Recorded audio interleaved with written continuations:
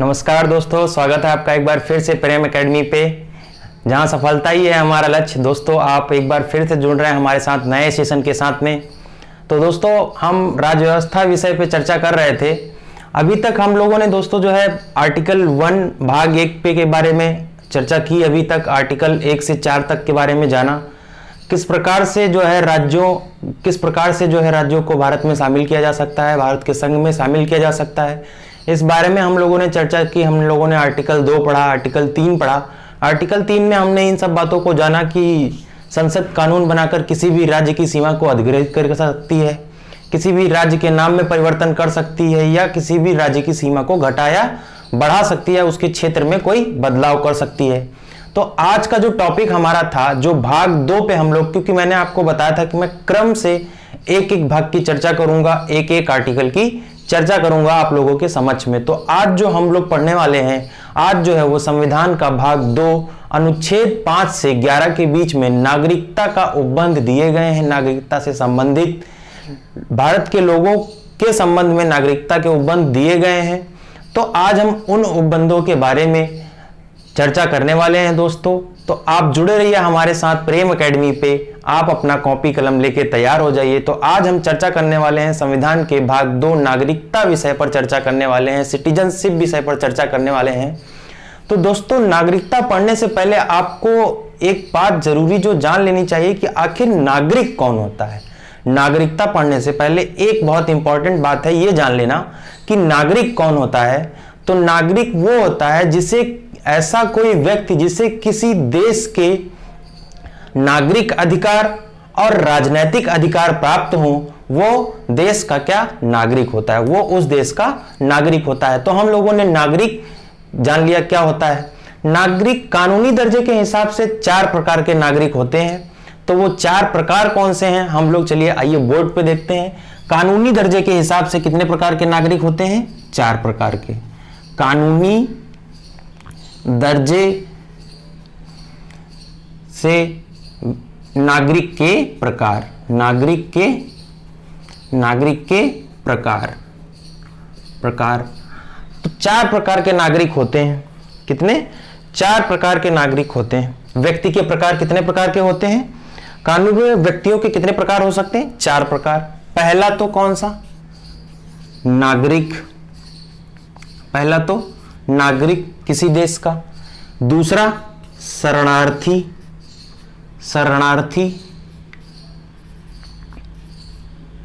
Militants. तीसरा क्या हो सकता है? विदेशी, फॉरेनर्स, विदेशी। और चौथा क्या हो सकता है आपका? राज्यविहीन। तो कानूनी दर्जे के हिसाब से ये व्यक्ति होगा, व्यक्ति के प्रकार। तो कितने प्रकार के हो सकता है? या तो वो व्यक्ति नागरिक हो सकता है, या तो वो किसी देश में शरणार्थी हो सकता है, या तो वो विदेशी हो सकता है, या तो वो राज्यविहीन हो सकता है। राज्यविहीन जैसे आपने देखा होगा सीरिया में ये बहुत मैटर चल रहा था, लोगों को जो है देश से निकाला जा रहा था। तो ये मुद्दा वहां पर हो सकता है राज्यविहीन का। तो अगली बात जो हम लोग चर्चा करने वाले हैं, अगली बात जो भारत से संबंधित जो नागरिकता का, जो भारत के संविधान में जो नागरिकता का प्रावधान किया गया है, वो आपका कहां से लिया गया है? ब्रिटेन से। कहां से? ब्रिटेन से। तो ये बात आपको ध्यान रखनी, कहां से लिया गया है? ब्रिटेन से। तो ब्रिटेन से जो नागरिकता ली गई, वो किस प्रकार की नागरिकता है? भारत में किस प्रकार की नागरिकता, उसका नेचर क्या है? तो उसका नेचर है एकल नागरिकता। कैसी? एकल नागरिकता। तो ये भारत की नागरिकता का नेचर है। अमेरिका में क्या होता है? वहां 2 नागरिकताएं होती हैं। एक तो आपकी स्टेट की नागरिकता हो जाएगी, एक संघ की और दूसरी राज्य की। तो वहां पे दोहरी नागरिकता होती है। लेकिन जो भारत की नागरिकता वो क्या?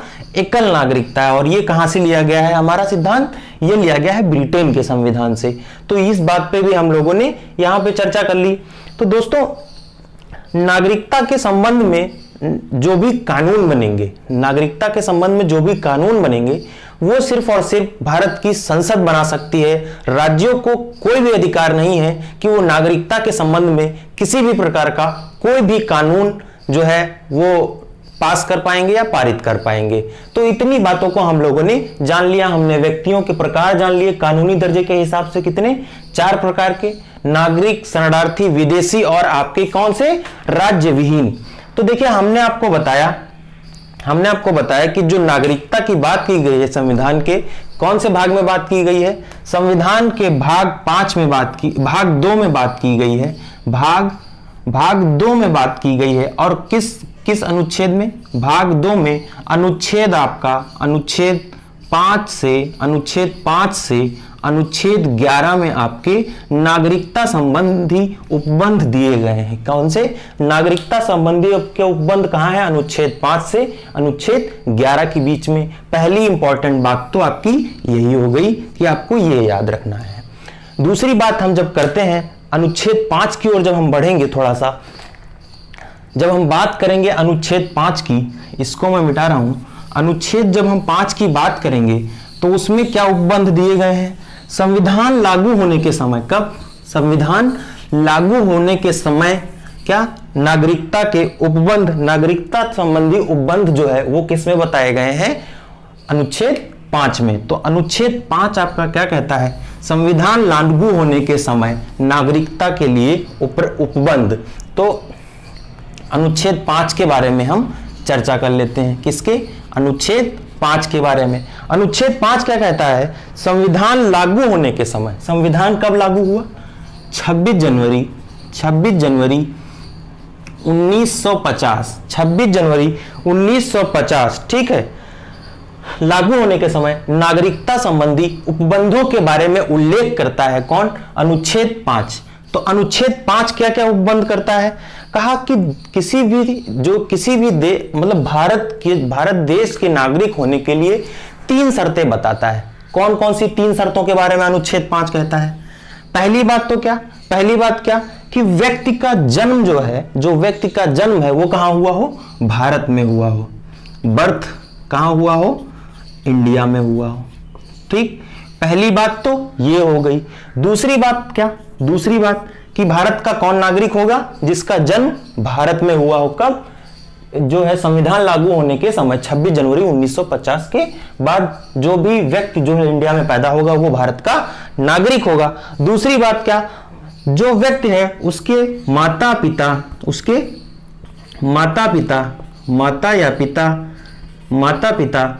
उनका जन्म भारत में हुआ हो, तो वो क्या होगा, तब वो भारत का नागरिक होगा। तीसरी शर्त क्या है, तीसरी शर्त है इसमें 26 जनवरी 1950 संविधान लागू होने से 5 वर्ष पूर्व जो लोग भारत में रह रहे थे, 5 वर्ष पूर्व, कब, 26 जनवरी 1950 के कितने, 5 वर्ष पूर्व से जो लोग भारत में रह रहे थे उनको क्या, भारत की नागरिकता प्राप्त होगी। तो ये 3 उपबंध किए गए हैं किसमें, आपके अनुच्छेद 5 में। किसमें, अनुच्छेद 5 में। तो हम लोगों ने अनुच्छेद 5 के बारे में चर्चा कर ली, तो अनुच्छेद 6 आपका क्या कहता है, अनुच्छेद 6 और 7 को हम कंबाइन पढ़ेंगे। अनुच्छेद 6 ये मान लीजिए आपका भारत है, भारत से पाकिस्तान जाने वाले लोगों के संबंध में जो उपबंध किए गए हैं, नागरिकता के संबंध में जो उपबंध किए गए हैं वो आपके किसमें किए गए हैं, अनुच्छेद 6 में। भारत से पाकिस्तान जाने वाले लोगों की नागरिकता के संबंध में उपबंध किसमें किए गए, अनुच्छेद 6 में। और पाकिस्तान से भारत आने वाले जो नागरिक हैं उनकी नागरिकता के संबंध में उपबंध कहां पे किए गए हैं, आपके अनुच्छेद 7 में। कहां, अनुच्छेद 7 में। तो अनुच्छेद 7 के बारे में हम चर्चा कर लेते हैं थोड़ी सी। अनुच्छेद 6 और 7 के बारे में हम थोड़ी सी चर्चा कर लेते हैं। किसके बारे में, अनुच्छेद 6 के बारे में। अनुच्छेद 6 के बारे में, तो अनुच्छेद 6 आपका क्या कहता है, अनुच्छेद जो है, जो पाकिस्तान से जो लोग भारत गए या पाकिस्तान से जो लोग भारत, पहले अनुच्छेद 6 देखिए ये होगा, अनुच्छेद 6 की पाकिस्तान से भारत आने वाले, और अनुच्छेद 7 क्या कहेगा, भारत से पाकिस्तान जाने वाले। इन लोगों के संबंध में क्या ये अनुच्छेद 6 और अनुच्छेद 7 में उपबंध किए गए हैं। तो अनुच्छेद 6 क्या कहता है कि पाकिस्तान से भारत आने वाले लोगों के संबंध में जो उपबंध किए गए हैं वो कब, एक डेट आपको बहुत जरूरी याद रखनी होगी, उस डेट को याद रखिएगा। कौन सी डेट है वो? 19 जुलाई 1948 को, कितनी? 19 जुलाई 1948। तो क्या 19 जुलाई 1948 से पहले भारत में, पाकिस्तान से भारत में आने वाले लोगों को साधारण तरीके से नागरिकता प्रोवाइड की जाएगी। कैसे? साधारण तरीके से नागरिकता दी जाएगी। लेकिन पहली बात तो यह हो गई आपकी कि जो 19 जुलाई 1948 से पहले जो लोग भारत में आ गए पाकिस्तान से, उनको क्या साधारण तरीके से नागरिकता दे दी जाएगी। दूसरी बात क्या थी इसमें? दूसरी बात क्या थी कि 19 जुलाई 1948 के बाद जो लोग भारत में आएंगे, 19 जुलाई 1948 के बाद में, उनको क्या कि भारत में 6 माह रुकने के बाद, 6 माह रुकने के पूर्व क्या अपनी नागरिकता के लिए पंजीकरण कराना होगा। कितना? 6 माह रुकने के बाद में भारत फिर अपनी नागरिकता के पंजीकरण कराना होगा।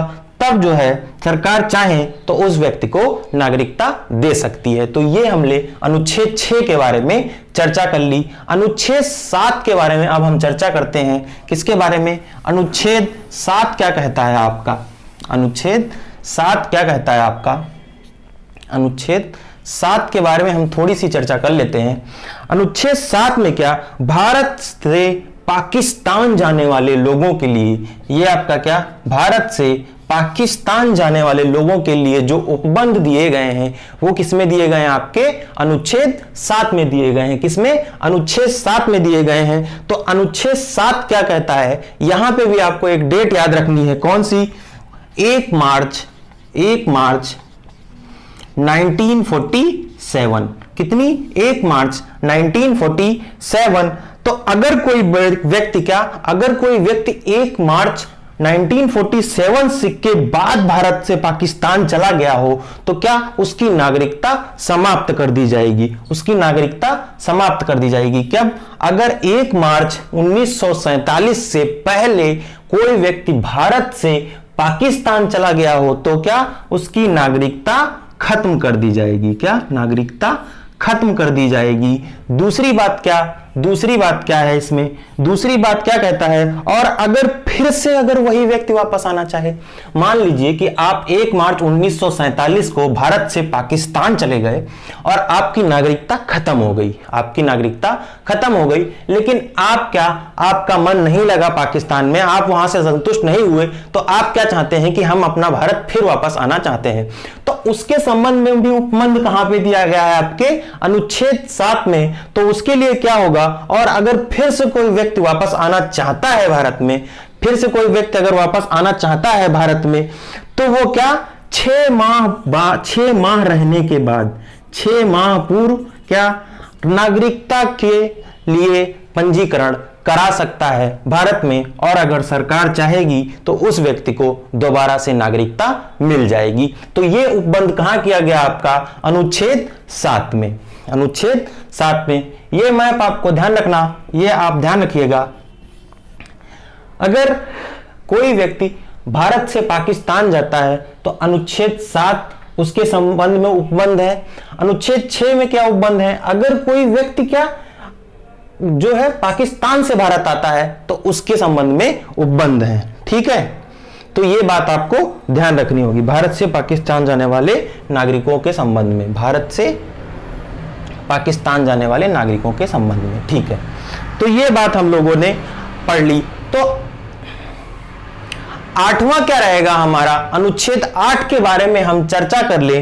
तो अनुच्छेद 8 में आपका क्या है कि भारतीय मूल के लोग जो विदेशों में रह रहे हैं, जो भारतीय मूल के लोग हैं, जो NRI हैं, जो नॉन रेजिडेंट हैं, जो इंडिया के, जो विदेशों में रह रहे हैं, उनके संबंध में कौन से नागरिकता उपबंध किए गए हैं? वो कहां पे हैं? आपके अनुच्छेद 8 में। कहां पे? आपके अनुच्छेद 8 में। अनुच्छेद 8 में।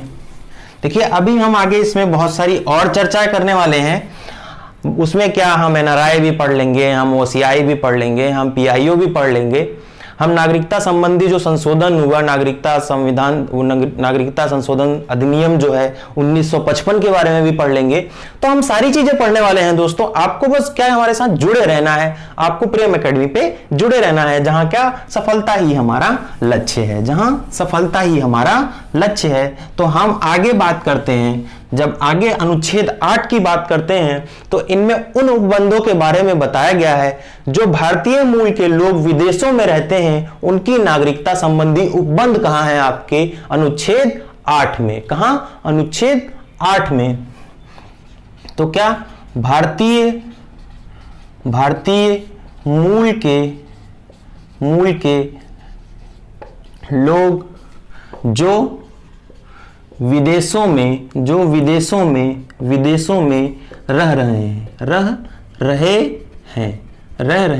हैं। तो इनके बारे में उपबंध कहां पे हैं? इनके बारे में उपबंध आपके कहां है? अनुच्छेद 8 में। तो अनुच्छेद 8 में कौन कौन से उपबंध किए गए हैं? अनुच्छेद 8 में कौन कौन से उपबंध हैं? तो कहा गया, पहली बात क्या, अगर किसी व्यक्ति के माता पिता दादा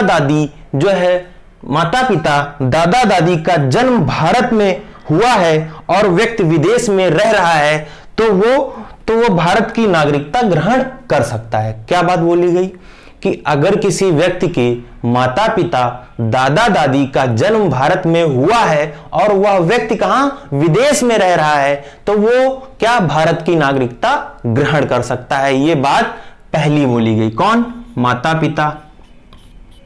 माता पिता या फिर दादा दादी, इनमें से अगर किसी भी एक का जन्म भारत में हुआ है और वो व्यक्ति, मान लीजिए आपके माता पिता हैं, ठीक है, आपके माता पिता इंडिया में जन्म हुआ है उनका और आप लंदन में रहते हैं, तो आप कभी भी भारत की नागरिकता ग्रहण कर सकते हैं। इस प्रकार से इस बात को समझ सकते हैं। तो दूसरा उपबंध इसमें क्या कहा गया है, नागरिकता संबंधी जो नागरिकता संबंधी संशोधन अधिनियम था 1955, उसमें 5 प्रकार दिए गए हैं, 5 तरीके बताए गए हैं भारत की नागरिकता ग्रहण करने के लिए। कितने?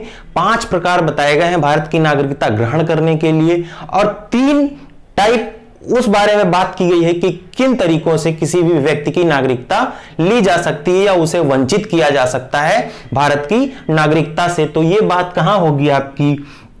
नागरिकता संशोधन अधिनियम 1955 में हम 5 प्रकार की ये बातें करेंगे। कौन सी? कि किन तरीकों से नागरिकता देश की ग्रहण हो सकती है, और 3 उन तरीकों की बात करेंगे कि किन 3 तरीकों से किसी भी व्यक्ति की नागरिकता जा सकती है। तो इन सब बातों पे हम चर्चा करेंगे। तो अनुच्छेद 8 के बारे में हम लोगों ने पढ़ लिया। अनुच्छेद 9 क्या कहता है, चलिए वो भी देख लेते हैं। अनुच्छेद 9 आपका क्या कहता है? मजा आ रहा होगा दोस्तों क्लास में, बस जुड़े रहिए हमारे साथ में। हम कोशिश यही करेंगे कि आपके लिए बेस्ट से बेस्ट कंटेंट लेके आ सके। वीडियो अगर पसंद आ रहा है तो वीडियो रोक के अभी लाइक करिए जाके, लाइक करिए जाके। तो हम अब आगे क्या चर्चा करने वाले हैं? अनुच्छेद 9 के बारे में चर्चा करने वाले हैं। तो अनुच्छेद 9 आपका क्या कहता है? विदेशी राज्य की नागरिकता स्वेच्छा से अर्जित करने वाले व्यक्तियों के लिए नागरिकता के संबंध में जो उपबंध दिए गए हैं वो कहां पे? आपके अनुच्छेद 9 में दिए गए हैं। मान लीजिए आप भारत के हैं रहने वाले और आप विदेश जाके उस देश की नागरिकता ग्रहण कर लेते हैं, तो इसके बारे में भारत के संविधान में क्या उपबंध दिए गए हैं? अनुच्छेद 9 में वो उपबंध दिए गए हैं। कौन से? कि जब आप भारत से जाकर किसी दूसरे देश की नागरिकता ग्रहण कर लें तो उसके बारे में उपबंध कहां पे दिए गए हैं? अनुच्छेद 9 में। अगर कोई व्यक्ति क्या किसी अन्य देश की नागरिकता ग्रहण कर लेगा तो क्या होगा? उसकी भारत से नागरिकता खत्म हो जाएगी। कैसे? भारत से नागरिकता खत्म हो जाएगी। पहली बात तो हमारी यह हो गई कि अगर आप किसी अन्य देश की नागरिकता ग्रहण कर लेते हैं तो क्या भारत से आपकी नागरिकता खत्म हो जाएगी। तो पहली बात हम लोगों ने ये जान ली। दूसरी बात क्या कहता है आर्टिकल 9? दूसरी बात क्या कहता है आर्टिकल 9? अनुच्छेद 9 में हमने, हाँ ये बात ठीक है। तो आर्टिकल 9 आपका यही कहता है कि अगर आप भारत के नागरिक हैं और आप विदेश में किसी अन्य देश की नागरिकता को अगर आप स्वेच्छा से ग्रहण कर रहे हैं, अगर आप स्वेच्छा से ग्रहण कर रहे हैं, मान लीजिए आप इंडिया में हैं और आप लंदन चले जाते हैं, आप लंदन चले जाते हैं और स्वेच्छा से वहां की क्या सिटीजनशिप ले लेते हैं, सिटीजनशिप ले लेते हैं, तो क्या इंडिया से आपकी सिटीजनशिप क्या समाप्त कर दी जाएगी, भारत सरकार के द्वारा आपकी इंडिया से सिटीजनशिप समाप्त कर दी जाएगी। अगर ये व्यक्ति दोबारा इंडिया की सिटीजनशिप लेना चाहे, अगर ये व्यक्ति दोबारा इंडिया से सिटीजनशिप लेना चाहे तो 7 वर्ष भारत में रहने के बाद में उसके बाद क्या अपनी नागरिकता के लिए पंजीकरण करा सकता है। तो ये बात भी आपको ध्यान रखनी होगी। तो चलिए हम लोग दोस्तों अनुच्छेद 9 के बारे में बात कर चुके हैं। अनुच्छेद 10 आपका क्या कहता है? अनुच्छेद 10 क्या कहता है? नागरिकता के अधिकारों का बना रहना, इन उपबंधों के बारे में बात करता है अनुच्छेद 10 आपका। अनुच्छेद 10 आपका, तो अनुच्छेद 10 क्या कहेगा? नागरिकता के अधिकार, किसी भी व्यक्ति के नागरिकता के अधिकार तब तक बने रहेंगे जब तक संसद विधि बनाकर, जब तक संसद विधि बनाकर, ध्यान से सुनिएगा, जब तक संसद विधि बनाकर पुराने उपबंधों में कोई संशोधन ना कर दे। विधि बनाकर, विधि मतलब क्या? लॉ बनाकर, लॉ बनाकर, ठीक है। तो किसी भी व्यक्ति की नागरिकता संबंधी अधिकार तब तक बने रहेंगे जब तक संसद उस पर कोई विधि बनाकर उन्हें खत्म ना कर दे। तो ये आपका कौन? आर्टिकल 10 आपका क्या कहता है इस बारे में? आर्टिकल 10 आपका बात करता है। चलिए आर्टिकल 11 के बारे में चर्चा कर लेते हैं। आर्टिकल, आखिरी जो आपका आर्टिकल है नागरिकता के संबंध में, आर्टिकल 11 हम लोग कहां से शुरू किया था? हम लोग बात कर रहे थे भाग 2 के बारे में। किसके? भाग 2 के बारे में। और आर्टिकल कौन कौन से पढ़ रहे थे बच्चा? आर्टिकल पढ़ रहे थे आर्टिकल 5 से आर्टिकल 11 तक। तो आर्टिकल 5 से 11 तक तो हमने आर्टिकल 10 खत्म कर लिया। तो आर्टिकल अब बचता कौन सा है? आर्टिकल कौन सा बचता है? आर्टिकल बचता है 11। तो आर्टिकल 11 के बारे में चर्चा अगर हम करेंगे, आर्टिकल 12 में क्या उपबंध दिए गए हैं? संसद द्वारा नागरिकता के अधिकार का विधि द्वारा विनिमय किया जा सकता है। क्या? संसद द्वारा नागरिकता के अधिकार का विधि द्वारा विनिमय किया जा सकता है। यानी कि क्या? संसद चाहे तो कानून बनाकर किसी भी व्यक्ति की नागरिकता खत्म कर सकती है या उसे नागरिकता दे सकती है, या नागरिकता के संबंध में कानून बना सकती है। वो अधिकार किसको है? वो अधिकार सिर्फ किसको? भारत की संसद को यह अधिकार है कि वो नागरिकता के संबंध में कानून बना सकती है। भारत का कोई भी राज्य नागरिकता के संबंध में कोई भी कानून नहीं बना सकता है। यह बात आपको ध्यान रखनी होगी। तो आर्टिकल 11 क्या कहता है? आर्टिकल 11 कह सकता है कि संसद द्वारा नागरिकता के अधिकारों में विधि द्वारा विनिमय किया जा सकता है। क्या? विधि द्वारा विनिमय बनाया जा सकता है या किया जा सकता है। ठीक है, तो हम लोगों ने यहां ये बात, इसमें आर्टिकल 11 में क्या दिया है कि नागरिकता से संबंधित जो भी संशोधन होंगे वो कौन करेगा? संसद करेगी आपकी। तो ये बात क्या? संसद, ये दिया गया है किसमें? कि नागरिकता संबंधी जो भी संशोधन होंगे वो आपका कौन करेगा? संसद करेगा। कौन? संसद, पार्लियामेंट करेगी आपका। कोई भी संशोधन होगा नागरिकता में तो वो कौन करेगी? पार्लियामेंट। तो हम लोगों ने दोस्तों 11वें आर्टिकल के बारे में बहुत अच्छे से चर्चा कर ली। लाइक किया वीडियो लाइक किया कर दीजिए, अगर नहीं किया चैनल सब्सक्राइब कर दीजिए अभी के अभी, वीडियो रोक के अगर वीडियो देख रहे हैं तो हम लोगों ने आर्टिकल 11 के बारे में भी बहुत अच्छे से चर्चा कर ली। तो हमारे सारे आर्टिकल्स जो थे आर्टिकल 5 से 11, आर्टिकल 5 से 11 की हमने बहुत ही विधिवत रूप से चर्चा कर ली है। कैसे? बहुत ही विधिवत रूप से चर्चा कर ली है। रुकिए, कहीं जाने का जरूरत नहीं है, बुलाती है, जाने का नहीं। हम बात करने वाले हैं क्या? अब हम बात करने वाले हैं क्या? नागरिकता नागरिकता संशोधन अधिनियम 1955 के बारे में। किसके बारे में? नागरिकता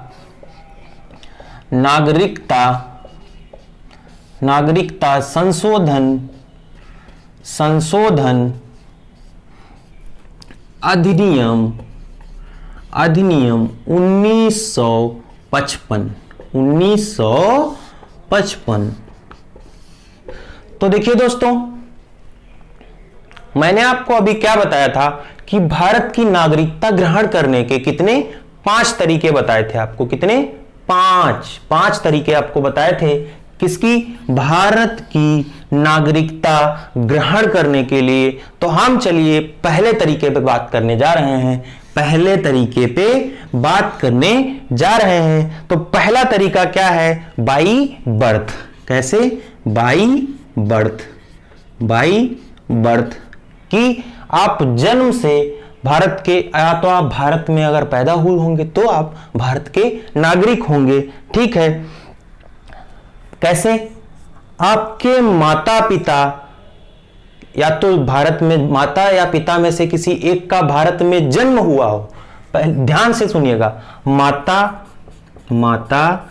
या पिता में से किसी एक का भारत में जन्म हुआ हो और दूसरा, या मान लीजिए माता का जन्म भारत में हुआ हो और पिता क्या अवैध प्रवासी नहीं होने चाहिए, इलीगल माइग्रेंट नहीं होने चाहिए। यह बात आपको यहां पे ध्यान रखनी है कि माता पिता में से किसी का एक का जन्म क्या भारत में हुआ हो और दूसरा इलीगल माइग्रेंट ना हो, अवैध प्रवासी ना हो भारत का, तब क्या उस व्यक्ति को भारत की नागरिकता दी जा सकती है। तो पहली बात हम लोगों ने ये चर्चा कर ली। दूसरी बात कैसे? बाई रजिस्ट्रेशन, पंजीकरण के माध्यम से। बाई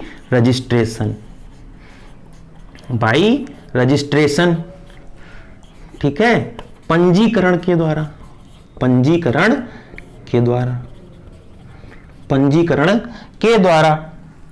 ठीक है। अगर 7 वर्ष पूर्व से, ध्यान सुनिएगा मेरी बात, अगर 7 वर्ष पूर्व से कोई व्यक्ति भारत में रह रहा है, 7 वर्ष, यहां पे ध्यान क्या रखना है? 7 ईयर। अगर कोई व्यक्ति 7 वर्ष पूर्व से भारत में रह रहा है तो वो अपनी नागरिकता के पंजीकरण के लिए भारत सरकार को अप्लाई कर सकता है, आवेदन कर सकता है। इस बात को आपको यहां पे बहुत ध्यान रखना होगा। किसको? भारत सरकार को 7 साल भारत में रहने के बाद पूर्व क्या भारत सरकार से नागरिकता के पंजीकरण के लिए आवेदन कर सकता है। इस बात को भी आपको बहुत ध्यान से समझ लेना होगा दोस्तों। ठीक है। तो दूसरी बात हमने कर ली कि दूसरा तरीका क्या हो सकता है किसी देश की नागरिकता ग्रहण करने के लिए, या भारत देश की नागरिकता, क्योंकि हम भारत के संविधान के बारे में चर्चा कर रहे हैं दोस्तों। तो भारत की नागरिकता ग्रहण करने के लिए पहला तरीका क्या हो सकता है कि या तो आपके माता पिता किसी एक का जन्म भारत में हुआ हो और दूसरा अवैध प्रवासी ना हो। दूसरी बात क्या? बाई रजिस्ट्रेशन, कोई भी व्यक्ति जो भारत में 7 वर्ष से रह रहा हो उसके पूर्व वो यहां की नागरिकता के लिए आवेदन कर सकता है। इस बात पे हम लोगों ने चर्चा कर ली दोस्तों। तो चलिए तीसरी बात जो हमारी है, तीसरा तरीका क्या होगा भारत की नागरिकता ग्रहण करने का, उस तरीके पे भी हम लोग बात कर लेते हैं। तो तीसरा तरीका क्या होगा हमारा? बाई नेचुरलाइजेशन,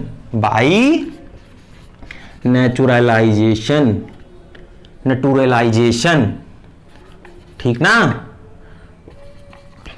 यही पढ़ते थे ना नटूरे बचपन में, बाई नेचुरलाइजेशन। तो बाई नेचुरलाइजेशन, मजाक अपनी जगह, बाई नेचुरलाइजेशन, तो इसको हिंदी में क्या बोलते हैं? इसको बोलते हैं हिंदी में देसीकरण। क्या बोलते हैं? देसीकरण। तो हम लोगों ने यह बात भी जानी कि किसके द्वारा? देसीकरण। अब ये देसीकरण क्या होता है सर? तो बड़ी दुविधा की बात, देसीकरण क्या होता है? तो चलिए हम पूछते हैं संविधान से कि आखिर सर ये देसीकरण क्या होता है।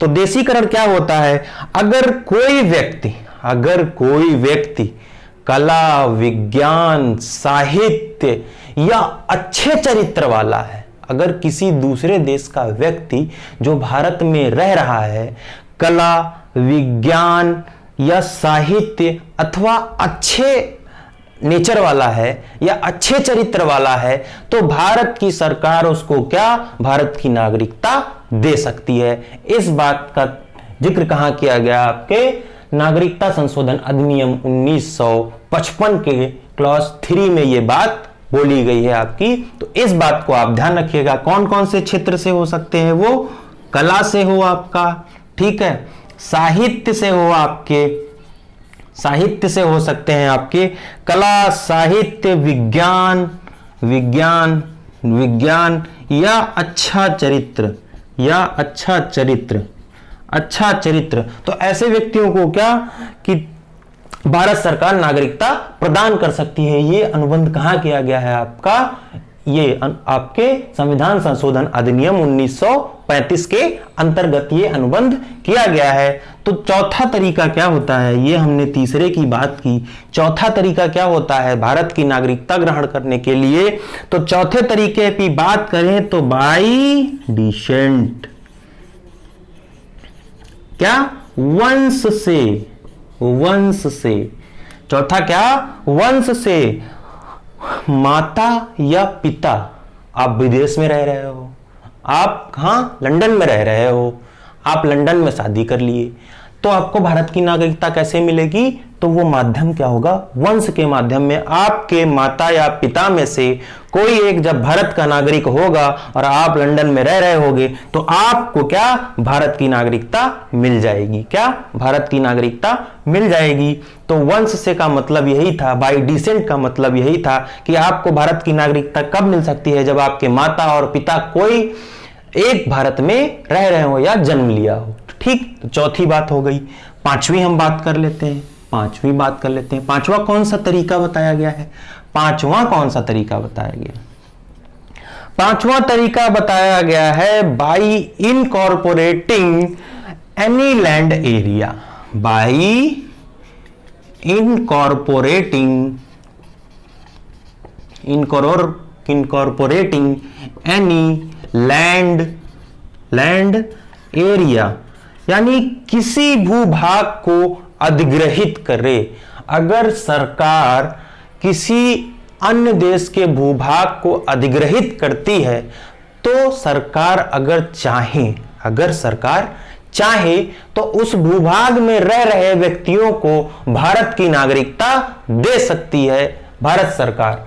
कैसे, भूमि अधिग्रहण हमने क्या बताया था कि किसी अन्य देश की सीमाओं को या किसी राज्य की सीमाओं को बढ़ा सकता है। अनुच्छेद 3 में इसकी बात की थी हम लोगों ने, की थी कि नहीं की थी, अनुच्छेद 3 में बात की थी कि भूमि अधिग्रहित कर सकती है। तो भारत जब किसी देश की, मान लीजिए नेपाल है आपका, ये आपका इंडिया है, इधर आपका ये नेपाल है, इधर आपका नेपाल है, नेपाल से कुछ भूमि, मान लीजिए ये टुकड़ा नेपाल से भारत क्या अधिग्रहित कर लेता है, मेमोरेंडम ऑफ अंडरस्टैंडिंग से ये अधिग्रहित कर लेता है। तो इस जगह में जो लोग रह रहे होंगे, अगर भारत सरकार चाहे तो इन लोगों को क्या, भारत की नागरिकता दे सकती है, क्या, भारत की नागरिकता दे सकती है। तो ये पांचवा तरीका bye incorporating any land area, ठीक है, एनी लैंड एरिया, ठीक। तो इन 5 तरीकों की हमने बात कर ली, जो कहां पे मेंशन है आपके सिटीजनशिप अमेंडमेंट एक्ट 1955 में, कहां, 1955 में। आगे चलते हैं, उन 3 तरीकों की बात करते हैं, उन 3 चीजों की बात करते हैं जो आपकी नागरिकता को क्या, खत्म कर सकते हैं, क्या, खत्म कर सकते हैं। भारत की सरकार आपसे आपकी नागरिकता छीन भी सकती है, इस बात को भी आपको ध्यान रखना है। क्या, भारत की सरकार आपसे आपकी नागरिकता छीन भी सकती है।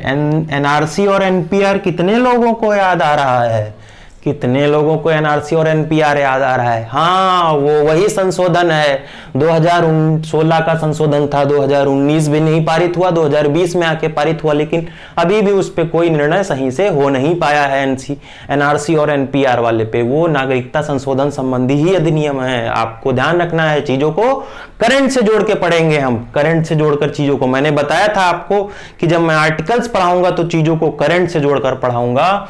तो जो अभी एनपीआर और एनआरसी का मुद्दा चल रहा है तो आपका काहे से है? नागरिकता संशोधन से। किससे? नागरिकता संशोधन से। तो कौन से 3 तरीकों की बात की गई है, उन 3 तरीकों के बारे में जिक्र करूंगा आपके साथ में कि किन 3 तरीकों से आपकी नागरिकता भारत सरकार ले सकती है, भारत सरकार आपकी नागरिकता छीन सकती है। तो पहला क्या होगा आपका? रिनंसिएशन। पहला क्या? रिनंसिएशन। रिनंसिएशन, ठीक, हिंदी बता दें, हिंदी बता दें। रिनंसिएशन हिंदी क्या? परित्याग। परित्याग, ठीक, छोड़ दिया, हमने खुद छोड़ दिया। परित्याग का मतलब हमने दान कर दिया। क्या? जब आप स्वेच्छा से किसी अन्य देश की नागरिकता ग्रहण कर लें या अपने देश की नागरिकता को त्याग दें तो इस प्रकार से भी आपकी सिटीजनशिप खत्म हो सकती है। यह हो गई पहली बात। दूसरी बात क्या होगी आपकी? दूसरी बात टर्मिनेशन। क्या सी? टर्मिनेशन।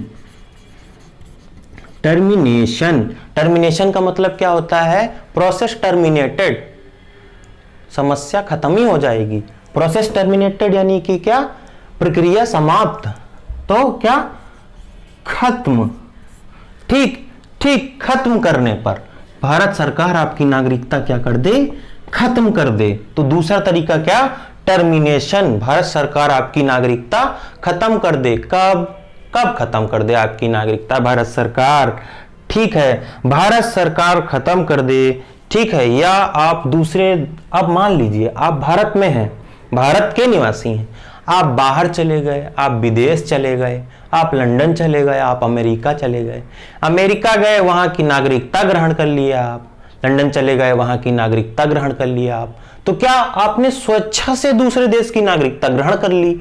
तो क्या फिर उस स्थिति में भारत सरकार क्या करेगी कि जाओ बेटा, जाओ बेटा, वहां ग्रहण किए, हम यहां लिए ले रहे हैं, तो यहां नागरिकता आपकी खत्म कर देगी।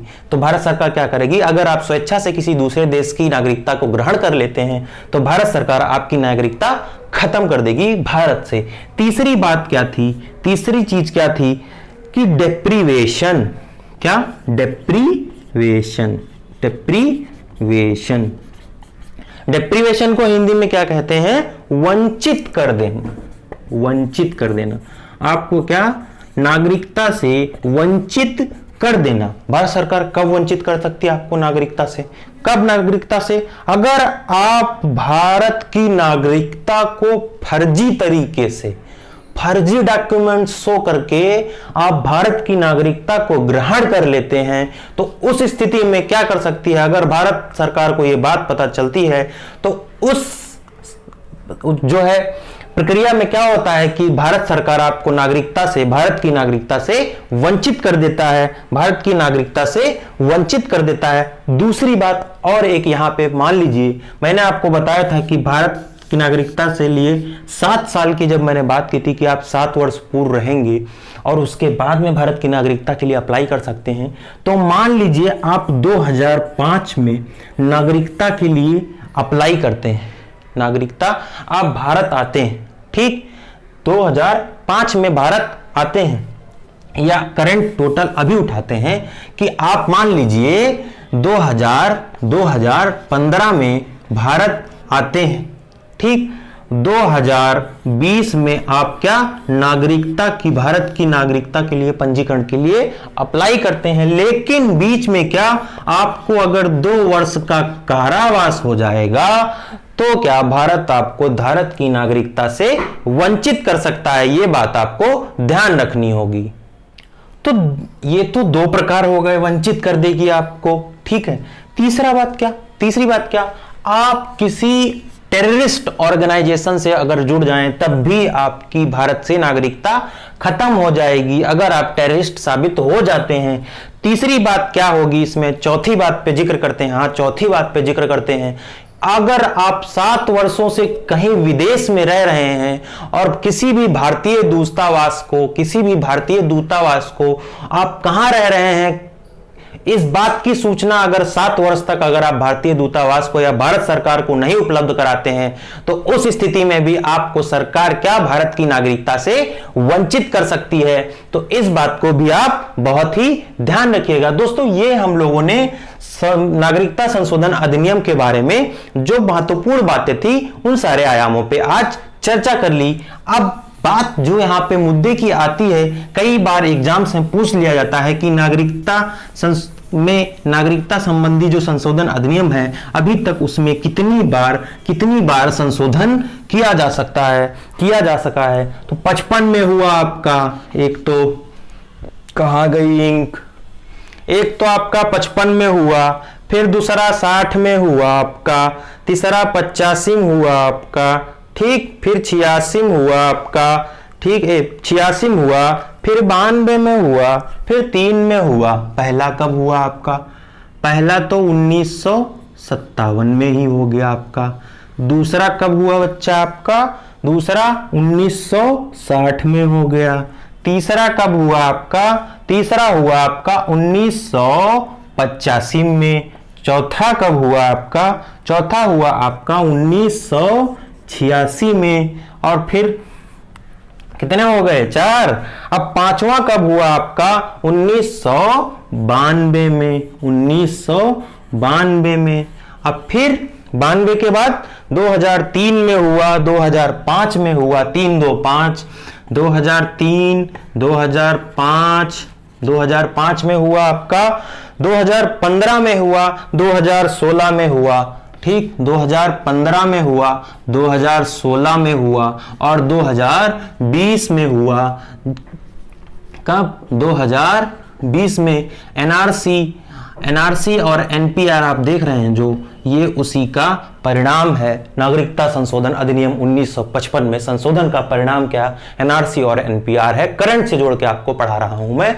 तो इन बातों को आप, ये बहुत महत्वपूर्ण सवाल बन जाता है कि कितनी बार अभी तक संशोधन जो है नागरिकता संशोधन अधिनियम में अभी तक कितनी बार संशोधन किया जा सकता है। तो ये बात आपको यहां से क्लियर हो जाएगी दोस्तों, यहां से क्लियर हो जाएगी। मैंने आपसे बताया था कि मैं एनआरआई, ओसीआई और पीआईओ के बारे में चर्चा करूंगा। तो चलिए 3 छोटे छोटे टर्म हैं, इन टर्म्स के बारे में हम चर्चा कर लेते हैं, वरना आप बाद में क्या कहेंगे, सर ने पढ़ाया तो सब कुछ, एनआरआई, ओसीआई और पीआईओ क्यों नहीं पढ़ाया। तो जो महत्वपूर्ण बात है पहले मैं उस बात पे चर्चा कर लेता हूं। जो आपका ओसीआई था, ओसीआई और पीआईओ इन दोनों को कब? 2015 में मर्ज करके क्या बना दिया गया था? सिर्फ ओसीआई, सिर्फ क्या बना दिया गया था? ओसीआई बना दिया गया था। यह बात आपको यहां से ध्यान रखनी है। ओसीआई क्या? ओवरसीज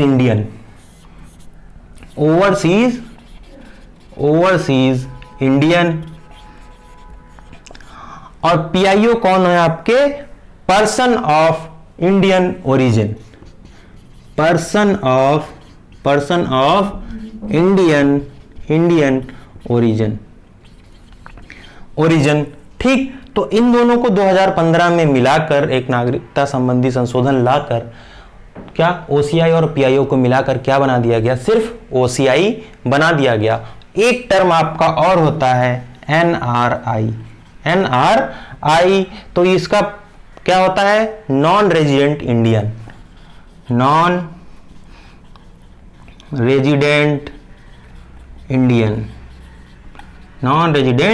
इंडियन, अप्रवासी भारतीय। इसको क्या कहते हैं हिंदी में? अप्रवासी भारतीय।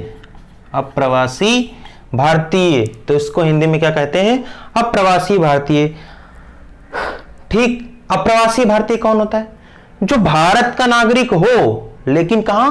विदेश में रह रहा हो, विदेश में रहते हो, ठीक। और जो क्या भारत के नागरिकता संबंधी सारे अधिकार प्राप्त हों, वो कौन होते हैं? एनआरआई आपके, ठीक है। नागरिकता संबंधी सारे अधिकार इनको प्राप्त होते हैं। कौन से? सारे अधिकार इनको प्राप्त होते हैं, ठीक है। ओसीआई कौन होते हैं? ठीक है। ओसीआई क्या? इनको क्या? ओसीआई को इंडिया में रहने के लिए लाइफ टाइम वीजा दिया जा सकता है। Life time. इनको कितना? 15 साल का वीजा दिया जाता है, ठीक है। दो कंट्रियां बैन है, दो कंट्री बैन है। कौन सी आपकी? पाकिस्तान और बांग्लादेश। पाकिस्तान और क्या? बांग्लादेश। हाँ, पाकिस्तान और बांग्लादेश, इनको क्या भारत में रहने के लिए कोई वीजा नहीं दिया जा सकता है। ये बात आप ध्यान रखिएगा। इसमें कई सारे देश थे, हालांकि अब जो ये खत्म हो गया तो उसकी बात करना कोई मतलब की बात नहीं होगी। तो अभी जो इंपॉर्टेंट था आज की क्लास में, जो सेशन में जो सारी बातें जो इंपॉर्टेंट थी वो हम लोगों ने आपके सामने डिस्कस कर ली। तो कैसा लगा आपको वीडियो देखकर ये जरूर बताइएगा। अगर वीडियो पसंद आया है तो वीडियो को लाइक कर दीजिएगा, शेयर कर दीजिएगा अपने दोस्तों में, और अपने वैल्यूएबल कमेंट्स हमको देना नहीं भूलिएगा। दोस्तों मैं यही कोशिश करूंगा, जैसा हमारा मोटो है सफलता लक्ष्य की ओर है जो हमारा, मैं उस पर काम करने की कोशिश करूंगा। मैं चाहूंगा कि अच्छे से अच्छा कंटेंट जो यूट्यूब पे बहुत ही रेयर में मिलता है वो आपको ऑन बोर्ड में सारा ला के देने की कोशिश करूंगा दोस्तों। तो बस करना क्या है, जुड़े रहिए प्रेम एकेडमी के साथ में, जहां सफलता ही है हमारा लक्ष्य। मिलते हैं अगले सेशन में जहां हम बात करेंगे संविधान के भाग 3 के बारे में। तो चलिए मिलते हैं अगली वीडियो में, तब तक के लिए जुड़े रहिए हमसे। धन्यवाद।